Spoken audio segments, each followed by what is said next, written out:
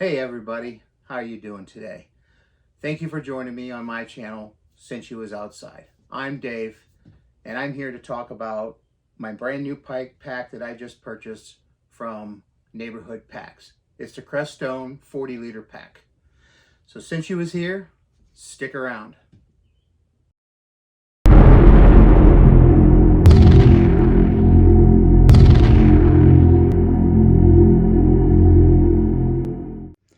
Hey everybody, thank you for sticking around.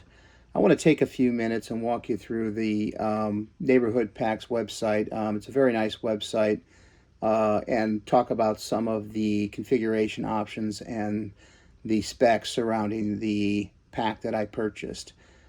First, we want to talk about, I do have two other packs. This is the third pack that I've purchased during my backpacking career. My first pack was the Osprey Atmos 50-liter pack. It's a great pack. It's a bit heavy. It's about 4.2 pounds, I believe it is.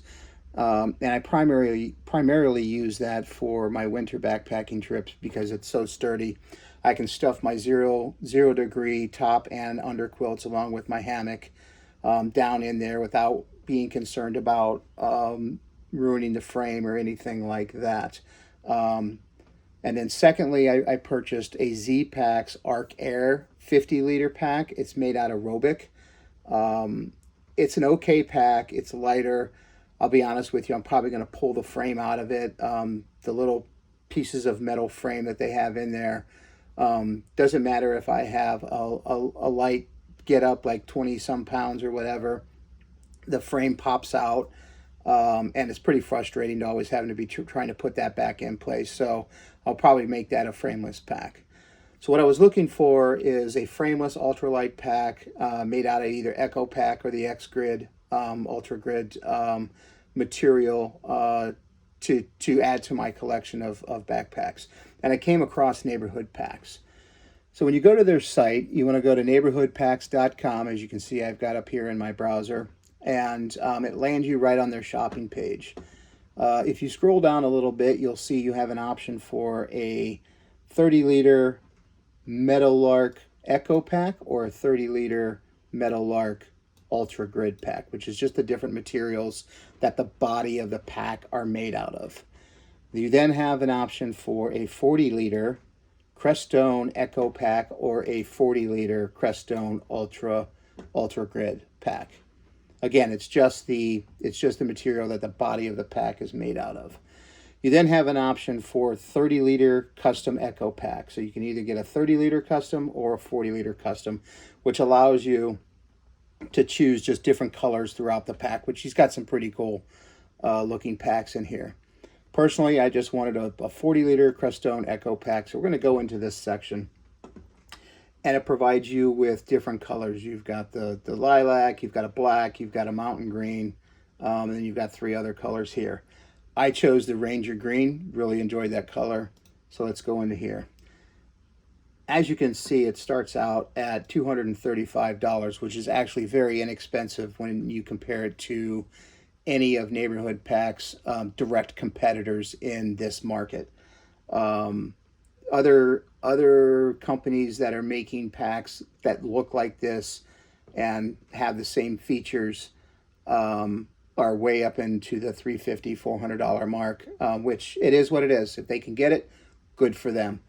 I'm looking for a good pack, stable pack, something that's comfortable, and not break the bank on it. And I think I found one here.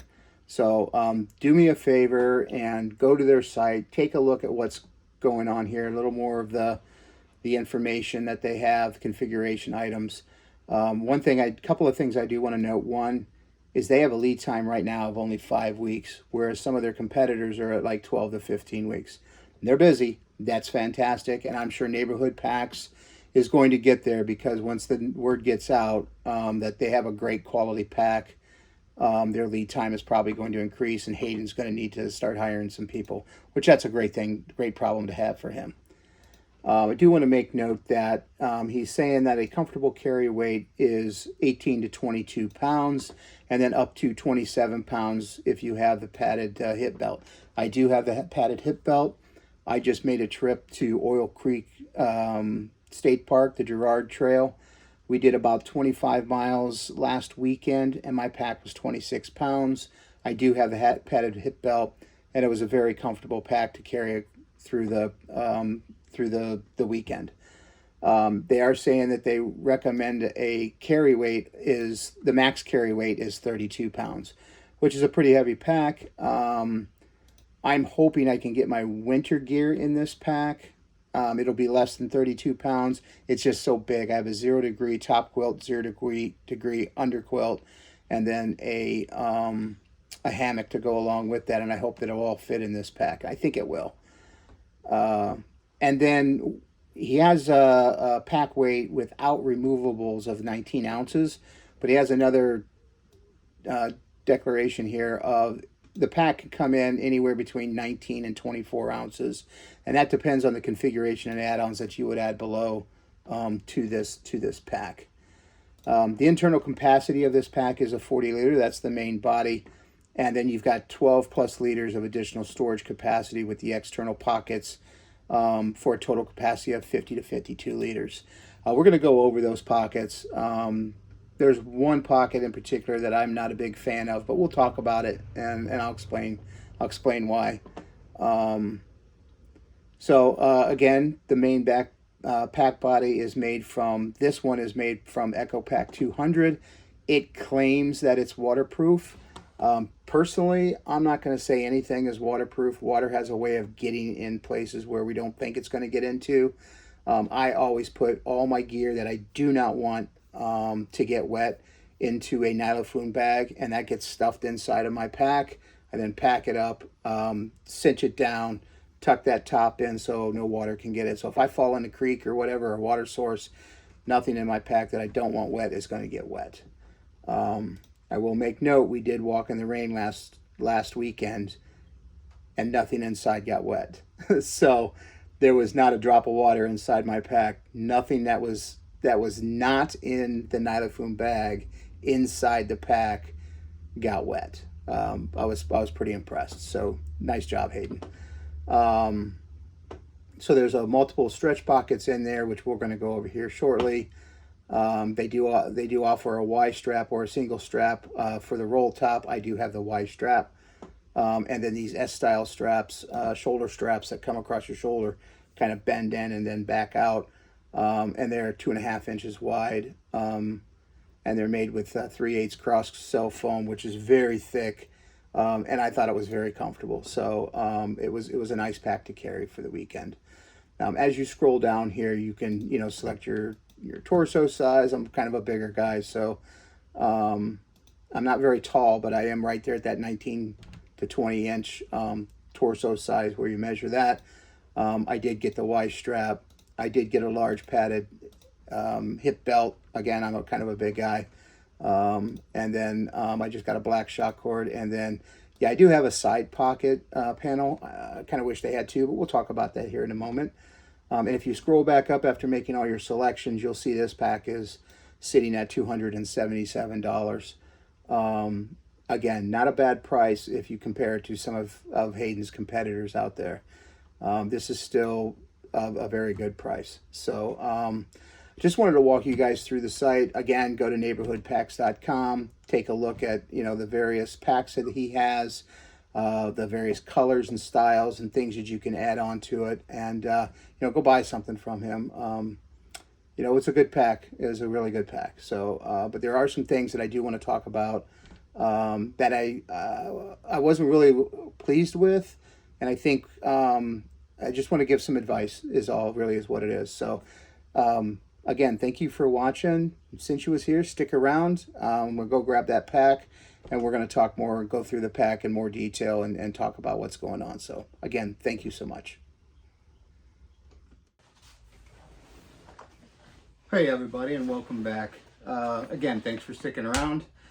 I do want to kind of show you a little bit, show off the pack that I have, and go over some of the things that I really like and some of the things that I think, if it was me, I would make a couple of changes to this. It's nothing major, just some things that I, based upon, my 25-mile hike from last weekend. So let's start at the front, what I consider the front, which is the pocket. This mesh that they use is ridiculously strong, and when it comes to you, it's pretty tight up against the pack, which is absolutely fine. But as you can see, it kind of stretches out, and it stays stretched out. Not the whole way, because I did have my 12-foot Dyneema tarp in here for my hammock, and it has kind of come back into to where it was before. So I had my tarp, and then I also had my rain gear in here as well, which there was plenty of room for all of that in my pack, or in this mesh pocket here, which was absolutely fine. Kind of would like it a little bigger, so let's kind of roll down the pack. The front of the pack from the major mesh pocket comes from about here and stops at about here, and then from here to here to the bottom of the pack, they have not made this pocket go all the way to the bottom of the pack. They've actually stopped it, it looks like about 2/3 of the way down, and he has inserted a pocket that goes this way and ends on this side. Actually kind of a cool idea, and if you had something to put out, I don't know what I would put in here, to be honest with you. I take a speaker with me, and when we get to camp or whatever, if there's nobody around, we sit around and listen to some music together. We're not blaring it, but I slid my speaker in here, and that's the only thing I could think of to put in there. If it was me, Hayden, I would like to see this front pocket go all the way down to the bottom and make this pocket bigger, so I could put my cook kit in here. Is kind of what I'm thinking. This pocket, I think it's a great idea, and I'm sure somebody out there, or make it an option. Do you want the pocket or do you not want the pocket? Personally, if it was me, I'm not going to have this pocket. Although he does have a pocket as well on the bottom of the pack. Very similar concept of some other packs. They're putting a pocket on the bottom that, again, it does stop on this side here. I've seen people put trash down there. I've seen people put, other odds and ends things in there. I like this pocket. I think it should stay. This one, I think we should have an option to take the front pocket all the way down, or have the pocket there.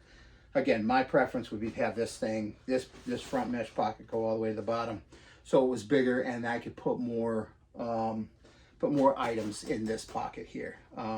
It does have shock cord in the front here, and it does have a spot for you to adjust this shock cord and tighten it down, which I did, and it worked fantastic. He does have an option on here as well. He's got a shock cord loop here, a shock cord loop here, as well as a strap loop here for your trekking poles. So it was nice if I wanted to put my trekking poles there, I could do it, and they stayed secure, and things worked well. Staying on the front here, he does have these quick connect clips, like most packs do, here on the front over the mesh.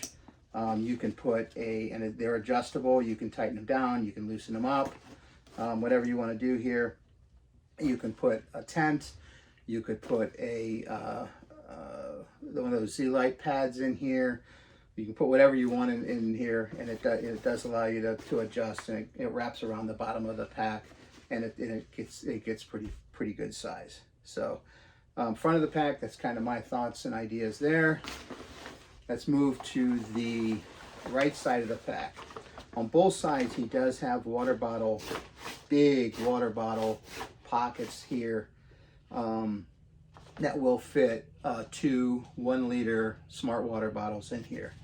What's really cool is I put one on each side, and he does have shock cord running through this, so we can tighten this down, and it does have a line lock in it that you can lock that into place or loosen it. So I did like that feature. I did use that quite a bit whenever I did my first. The pocket also has a drain hole in case you do get a leak, and it doesn't fill up with water and stay there. So this pocket does have a drain hole. He does have this, what I kind of call a compression strap on the side here, And I'm assuming it is for if you want to put your trekking poles in the pocket and in here, or if you have a pack hatchet or pack axe that you want to put in here. And it does have that quick release, buckle, if you will, on it as well.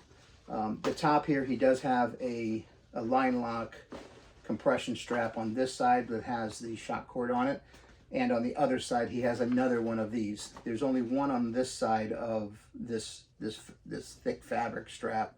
That's the only thing on this side.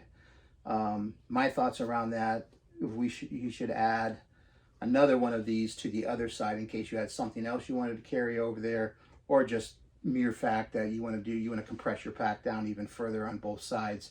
You've got this lower one, this heavy duty one, and then you've got this shock cord one at the top, which I did use this shock cord one, and I used this one for my compression of the whole pack. So flipping on the other side, you can see that he has a pocket, and that strap that I was referring to is not there. That's where that strap should be. He does have this one with the line lock, which is shock cord here. Again, I used it, but I love this pocket. This pocket is small enough to where it's not getting in the way and overlapping, but big enough. I actually put my tent stakes in here and my water filter. So my water filter bag, my water filter, I use the quick draw. I roll the quick draw up. I actually use a scoop, which I just cut a water bottle in half, just a regular 16-ounce water bottle. Put my water filter in there, roll that whole thing up in the bag, and then I put a shock cord around it with a line lock in it, and I stuff both my tent stakes and my water filter system in here. It does have a weep hole here on the bottom so that it will drain if anything leaks out of it, but this was the perfect size. This is another option that I think I'd like to see on their website is one pocket or one on each side. I'd love to see one on each side, that we could do one on each side here. I just, for whatever, I would have used, I'm sure I would have found something to put on that pocket on the other side. So a pocket on each side would be awesome, at least the option to put it on there as well. And again, you know, this pocket being bigger, to put my cook kit in here would be great. Staying on the side here, you'll see that it has this compression strap here, and there is one on this side that comes up, and it actually connects to, when you roll the top down, it actually connects to, so you can cinch down the top as well. So there's one on each side for that. Let's move around to the shoulder straps of the pack. So looking at the shoulder straps, again, it is the S curve for the shoulder straps. He does have daisy chain loops, a lot of them going down. So as you can see, I hang my Garmin InReach and then some Purell on the straps as well. It does cinch down quite tightly on both sides. These are self-adjustable here as well. Your chest strap is self-adjustable, as you can see. And then what I thought was cool is there are two spots on your chest strap here, and not just one. Most have one. This one has two, as hopefully you can see there. It has two spots so you cinch it down like this now with just one. So there's two spots there to cinch down. It does have a bag hanger loop at the top as well. Again, the hip belt, it looks like it will come off. I'll show you a little video of that here as well. But it is thick. It also has a daisy chain where you can add accessories to the side. So, you know, who knows, he may come out with pockets or bags or something that you can add to this, and I'm sure there's other sites that will do the same thing. The top of the pack here, it does have a little clip at the top where you can clip that together and then roll the pack top down And like I said, you take these on the side and you put them in on either side. Very simple to do. And then you can cinch them down. Easy enough to make your bag compact. This is my Y strap. As you can see, it is a Y strap for the top, and then you cinch that down on both the single side, and you can cinch it down on that side as well. Again, this is a great pack. Give you just a little more of my thoughts before closing this video down. Again, we did do about 25 miles last weekend. Day one was about 12 of those miles in the rain, and this pack performed amazing. It was comfortable the entire trip. It did not make my shoulders sore, and it's been quite a few months since I've been out, so my shoulders were fine. All my gear fit in here. It's just those odds and end things that I had. This pack is definitely worth picking up. I would definitely take a look at this real hard. If you're looking for a good frameless pack, something that has a lot of really cool different features to it, definitely look at Neighborhood Packs. So again, thank you for watching. I hope this was helpful for somebody who is new into the backpacking field, as well as the experienced backpackers out there as well. I hope you guys take a look at this pack. Again, I purchased this pack, was not given to me, so this is just a bold, honest review for Hayden and Neighborhood Packs here. Great pack, really enjoyed it. I think my niece and nephew are looking at buying one as well. So take care of yourself. If you enjoyed this video, please subscribe. Please hit the like button if you enjoyed it. I do have an Instagram page, since you was _outside. Take a look at that. And again, thank you so much for watching. And since you was outside, go have some fun. Take care, everybody.